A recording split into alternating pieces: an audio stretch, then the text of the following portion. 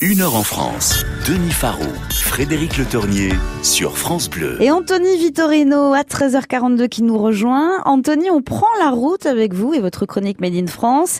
Vous vous intéressez particulièrement aux panneaux de circulation avec l'entreprise Signaux Giraud. Oui, voilà une entreprise dont le nom ne nous dit peut-être pas grand-chose et pourtant elle fournit chaque année près de 400 000 panneaux que l'on retrouve sur les bords de nos routes. Elle emploie près de 1000 personnes, une entreprise qui regroupe plus de 80 métiers différents, qui conjugue tradition et innovation. Et pourtant à l'origine, nous sommes bien loin de cette production industrielle, nous sommes même bien loin des routes, car la société Giraud, on la doit à un homme, Arsène Giraud. En 1905, il démissionne de son emploi d'ouvrier peintre sur émail et seul, il va travailler l'émail dans la cuisine familiale.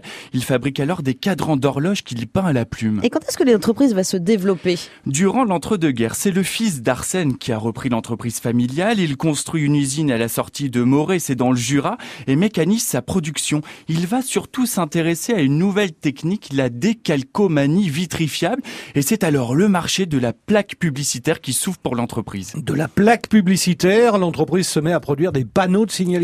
Oui, parce qu'à la fin des années 50, les bornes Michelin en béton sont délaissées au profit des panneaux de signalisation en émail. Et l'entreprise maîtrise ce matériau. Alors elle commence à produire ses premiers panneaux de signalisation routière.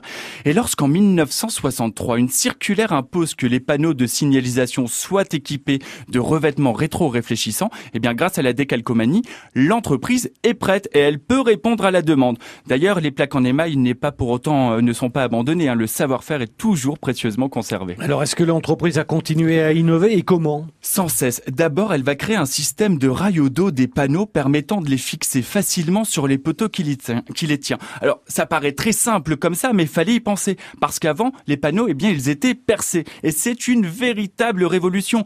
1 an après son lancement, le chiffre d'affaires de la société est multiplié par 2. Et est-ce que l'entreprise produit uniquement des panneaux pour la France ? Non, dès le début des années 90, Signaux Giraud se lance à la conquête de nouveaux marchés à l'international. C'est encore une réussite. Aujourd'hui, le groupe est le numéro 2 européen de la signalisation.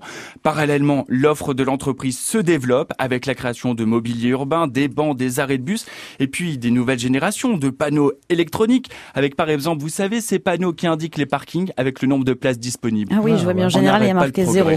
Et on n'est pas tombé dans le panneau. Merci beaucoup, Anthony. Votre chronique est à retrouver en podcast comme chaque jour sur francebleu.fr. Demain, on fait du camping avec vous. Oui, avec Cabanon. C'est une société dans le Nord, à Dunkerque. Elle est spécialisée dans les tentes de camping depuis 1959.